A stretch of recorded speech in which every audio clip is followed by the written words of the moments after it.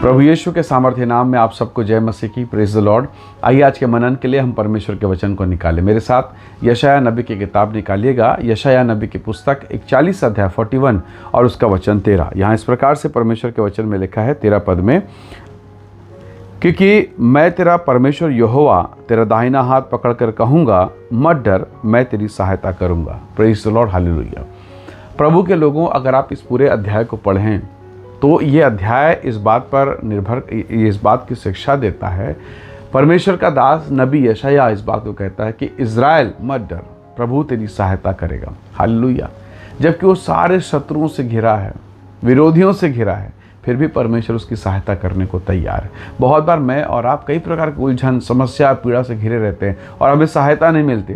कई ऐसी परेशानी जहां हम उलझ गए हैं और मन डरा हुआ है, भयभीत है और ऐसी पीड़ाओं से घिर गया है कि लगता है कि प्रभु जी अब तो निकल पाना बहुत मुश्किल है। आप देखेंगे जो आपके बाद जिस काम को लोगों ने शुरू किया वो आशीषित होते दिख रहे हैं। आपके बाद जो आया वो बेहतर दिख रहा है। आपके बाद में जो विश्वासी आए वो फलवंत हो रहा है, वो आशीषित हो रहा है, उसको ब्लेसिंग में। आपको क्यों नहीं?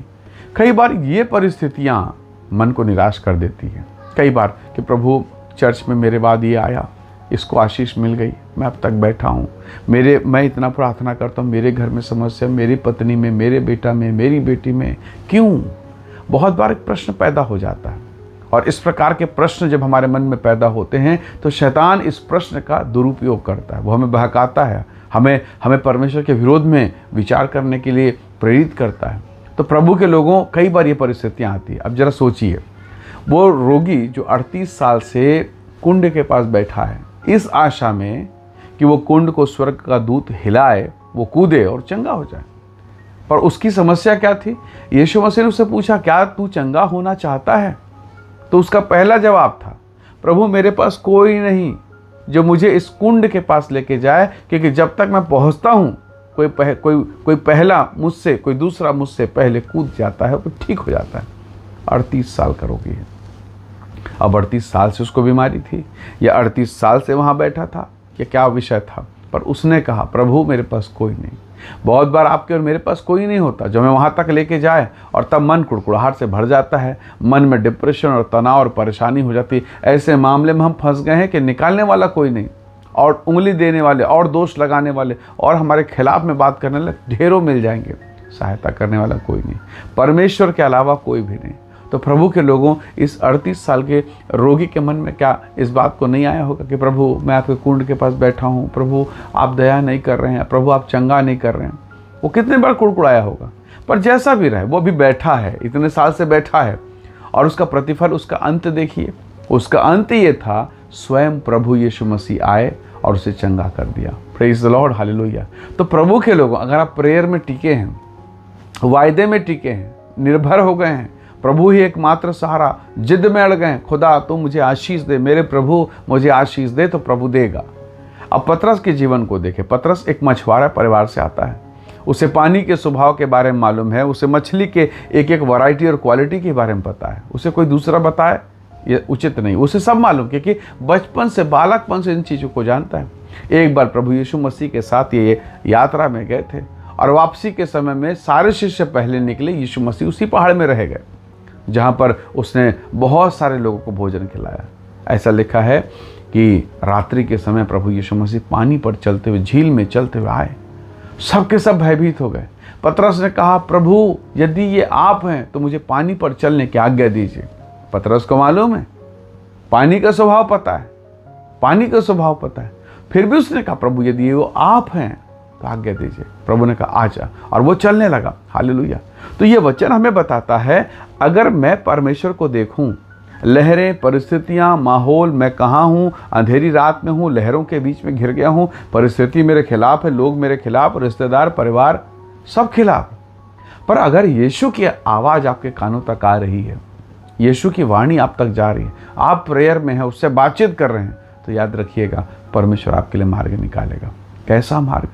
जिन चीज़ों के ऊपर आप कभी नहीं चल सकते, जो चीज़ें आपको डुबा देंगी, जो लोग आपको डुबाने वाले हैं, जो परिस्थितियाँ आपको बर्बाद करने वाली, उन परिस्थितियों के ऊपर में आपका पांव होगा। आप ऊंचाई पर खड़े रहेंगे, परमेश्वर की महिमा करेंगे।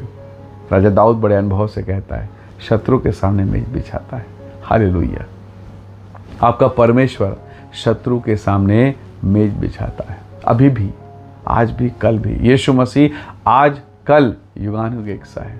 वो आपको ऐसा करेगा कि आपको वो ऊंचा उठाएगा। इसलिए दुख में, पीड़ा के समय में, समस्याओं के समय में, जब तरह तरह के प्रश्न हो, तो परमेश्वर का वचन कहता है, मैं तेरा परमेश्वर यहोवा हूँ, मैं तेरा हाथ पकड़ के तुझे सहायता दूंगा, मैं तुझे उठा के खड़ा करूंगा। यशायाह कहता है, हमारा परमेश्वर ऐसा ही करेगा। हालेलुया। वही प्रभु आपको भी उठाएगा। अगर आप उठने की हिम्मत रखते हैं, उठने की इच्छा है, प्रभु उठाएगा।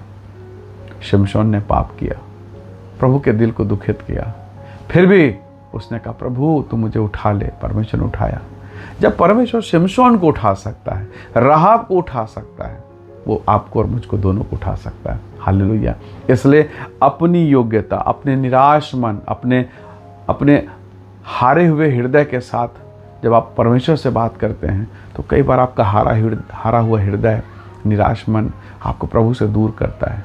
बाइबल कहती है, परमेश्वर का दास प्रभु के वचन में लिखता है, हे मेरे मन यहोवा को धन्य कहा, और जो कुछ मुझ में है वो उसके नाम को धन्य कहे।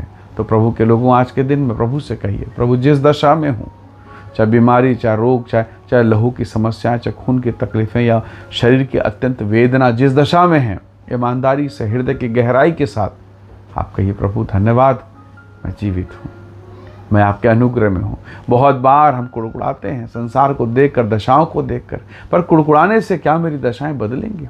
पर धन्यवाद करने से परिस्थितियां बदल सकती है, यहोवा का अनुग्रह आप पर उतर सकता है। सो आइए आज के इस दिन में हर एक बुरी दशाओं के लिए हम प्रभु के चरणों पर आएँ और कहें, खुदावंद अनुमति दे, आज्ञा दे कि इनके ऊपर में हम चल सकें और मसीह की महिमा प्रकट होने पाए। आइए दुआ करें। प्रेमी अनुग्रहकारी स्वर्गीय पिता, मेरे प्रिय भाई बहनों के जीवन को मैं आपके हाथों में सौंपता हूँ। इन्हें ब्लेस कर, इन्हें आशीषित कर और इन पर अपनी महिमा को प्रकट कर। हर एक डिप्रेशन, तनाव, रोग, बीमारी, दुर्बलता, हर वो बातें जो इन्हें दबाती हैं, डिप्रेशन में लेके जाती, वो दूर हो और आपकी आत्मा की सामर्थ प्रकट हो। अद्भुत आशीष, छुटकारा, अनुग्रह दे। धन्यवाद पिता, प्रार्थना सुनने के लिए प्रभु यीशु के सामर्थी नाम से मांगते हैं, आमीन, आमीन। प्रभु आप सबको आशीष दे। Praise the Lord. जय मसीह।